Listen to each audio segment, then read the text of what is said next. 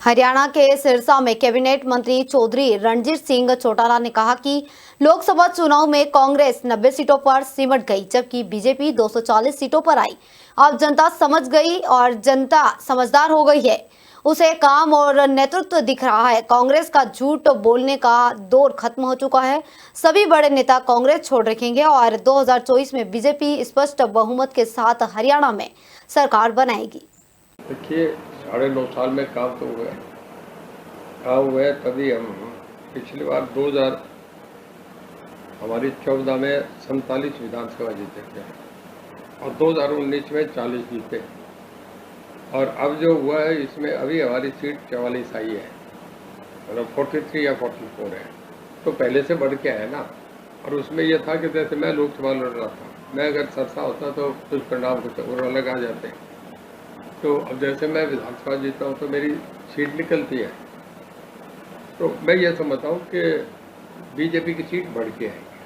Congress fight में नहीं है। कांग्रेस 10 साल जहाँ चली गई दोबारा आई नहीं, किसी स्टेट में भी नहीं है। जिन स्टेटों में एक बार चलेगी, वेस्ट बंगाल 1970 के बाद, मैं जहाँ गिना रहा हूँ 1970 के बाद ये 47 साल में वेस्ट बंगाल चली गई। उसके बाद आपका उत्तर प्रदेश, बिहार, गुजरात, उड़ीसा और तमिलनाडु, इन 6 स्टेटों में 250 मेंबर बनते हैं। आज तक दोबारा कांग्रेस आई नहीं 1970 के बाद। तो रिकॉर्ड रहा है जहाँ 10 साल बराबर कांग्रेस हार के फिर तीसरी बार नहीं आती। मेरा ये मानना है कैंडिडेट मैनेजमेंट का और कैंडिडेट्स को बहुत डिपेंड करता है। बीजेपी के पास संगठन है, बीजेपी के पास अच्छे कैंडिडेट हैं।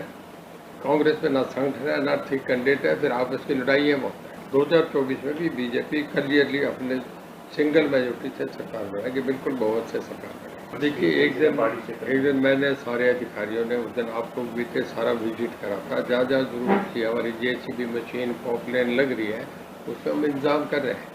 और देखिए, बाकी तो कुदरत का कल हम देख रहे थे चंबा में पहाड़ गिर के।